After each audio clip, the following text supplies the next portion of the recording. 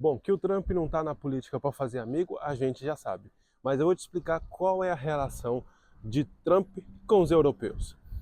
Bom, eu sou o Presley, para quem não me conhece.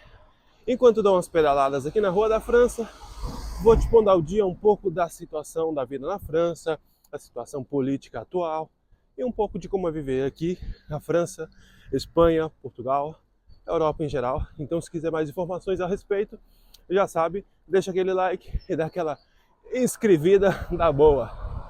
Mas bem, pessoal, o que nós sabemos é o seguinte: ontem teve reunião depois do acordo de paz com Israel, Gaza, etc, etc. E muitos dos líderes políticos estavam juntos. Entre eles, o querido Trump e outros líderes políticos do cenário mundial. Dito assim, fica até bonito. Tudo isso para dizer que os principais estavam por lá. E várias imagens chamaram a atenção. Ao meu ver, uma das mais interessantes foram com o primeiro-ministro da Espanha, o primeiro-ministro do Reino Unido e o Macron, o primeiro-ministro, o presidente da França. Bom, para quem viu, primeiro, o Pedro Sánchez, primeiro-ministro da Espanha, com... Olá, não é primeiro-ministro, desculpa, é presidente. Mas bem, o Pedro Sánchez foi dar aquele tipo aperto de mão com o Trump. E o Pedro Sánchez ganhou. O Trump, que tem aquele costume de dar a mão e puxar, segurar a mão do cara perto dele. O Pedro Sánchez fez mais academia. E não é que ganhou. Aí ficou aquela forcinha assim, um tira pra lá, um tira pra cá. Mas o Pedro Sánchez aguentou bem. O povo tá conhecendo as malícias do Trump.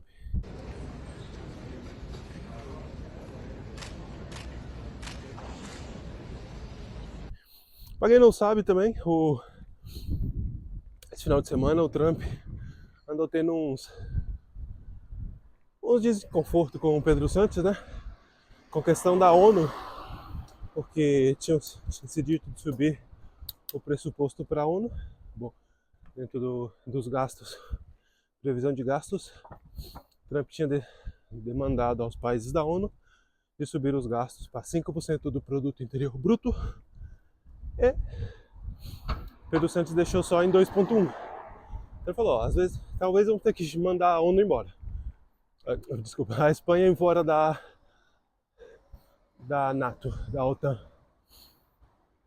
E bem, desculpe se eu disse alguma imprecisão aí, mas é isso mesmo, 5% OTAN, Espanha. É certo que um país não pode mandar embora, teria que ser o país mesmo em si a renunciar da sua posição, mas o Trump, quando avisa, já é para criar um pouco aquele descontento, aquela tensão entre países. Então, pelo menos, alguma que outra tarifa vai chegar por aí para a Espanha, se a Espanha não resolver isso. Mas aí a gente viu o Pedro Sánchez brigando com ele, assim, naquela quebra de braço lá, naquele puxa-puxa. É tenso. Segundo, vimos o Macron, sempre coladinho ali com o Trump.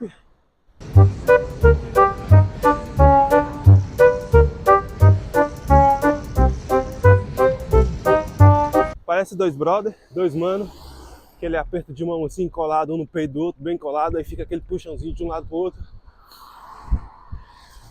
A verdade é que a relação Trump e Macron é até interessante, até legalzinho. Dizem que se respeitam.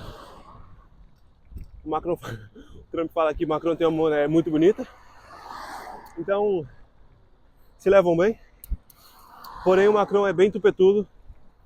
Já disse em alguns vídeos, aqui na França ele tem fama de autoritário. Então, a posição dele normalmente é bem arrogante mesmo. Então, encontrar com o Trump, para ele não vai baixar o tupete. Coisa que não podemos dizer o mesmo do primeiro-ministro do Reino Unido. Qual é o nome dele? Desculpa. Não sei se é Starmer ou Stramer. Mas a gente viu lá que no momento que o Trump estava dando seu discurso, ele falou, cadê o primeiro-ministro do Reino Unido? Acho que vi ele. Aí o Stramer lá de trás levanta a mão, tô aqui. O Trump faz como se tivesse chamado ele para dar uma para falar. E o Stramer chega perto Aí o Trump manda ele embora para trás, lá pro fundo. Ou seja, aquela boa cortada. Mas tudo isso para dar o contexto e explicar a relação dos europeus com os Estados Unidos. Porque é o seguinte, que os Estados Unidos é potência mundial, isso todo mundo sabe, e mesmo que discutam, mesmo que venham desafiadores como a União Soviética, como a China, como quem você quiser que for, a União Europeia, por exemplo, os Estados Unidos seguem sendo potência mundial.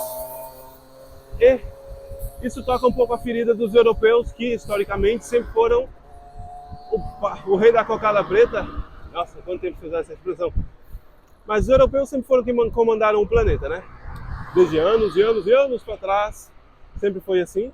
E em especial no século passado e no século XIX, quando falamos, por exemplo, de repartição de terras na África, colonização da África, cortaram a África como se fosse um pedaço de bolo, né? Cada um ficou com um pedaço, do jeito que eles bem quiseram. Assim fez a Europa e outros países também, talvez não tanto durante essa época colonialista, por exemplo, a Espanha, Portugal, estavam bem fraquinhos nessa época, mas tem toda uma história, né? Com colonização, com o descobrimento das Américas e tudo mais. Então sempre foram potência e agora se encontram que são os gigantes caídos. Então, se posicionar diante de um único país como líder mundial, sempre vai ter essa rejeição.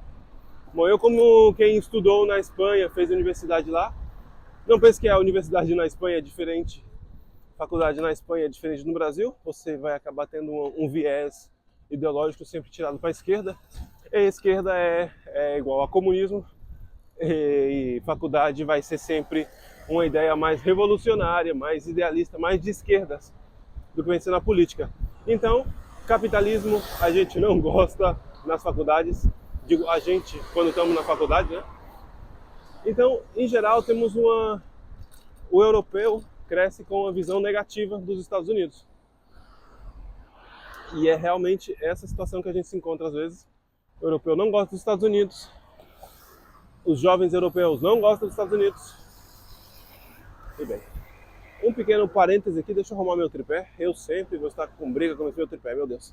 Enquanto isso, vejam essa paisagem. Top. Pra ver. Onde que eu perdi a rosca? Eita, nós. Caramba. Tava fixo, já não tá. Me desculpem. Esse caramba vai rodar e vai cair.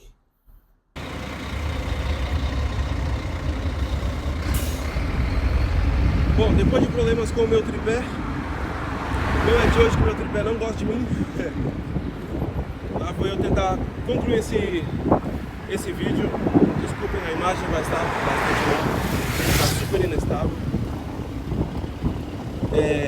Vamos que vamos lá. Então, de novo, resumindo, o europeu não gosta de americano porque perderam o lugar. Talvez mude um pouquinho em certos países, por exemplo, a França tem certa consideração pelos Estados Unidos. Eu tive o prazer de conversar com uma mulher de 94 anos que viveu a época da invasão nazista aqui na França, e ela falava assim: os americanos nos salvaram. Ou seja, em certa parte da população há um grande reconhecimento pelos Estados Unidos, uma grande admiração, mas tirando esse aspecto e tirando a França, que foi realmente quem mais sofreu durante a invasão do Hitler, que foi mais beneficiada diretamente com os Estados Unidos, nos encontramos então com essa situação. É tenso, vai seguir tenso, a União Europeia está caindo, muitos países querendo sair, muitos partidos ganhando posições mais conhecidos como extrema-direita, que estão contra as posições europeias, sobretudo as políticas europeias, que têm um viés bastante mais de esquerda, mais impositivo. Então, bom, a União Europeia é frágil, já viu, Reino Unido saiu recentemente, faz uns anos, mais recentemente, e a Europa está em decadência. Então, temos os Estados Unidos como contrincante, como oponente, não é bom, mas todo homem é orgulhoso em algum ponto, mais tem poder. Mas assim, para mais atualizações, para mais conversas, mais curiosidades,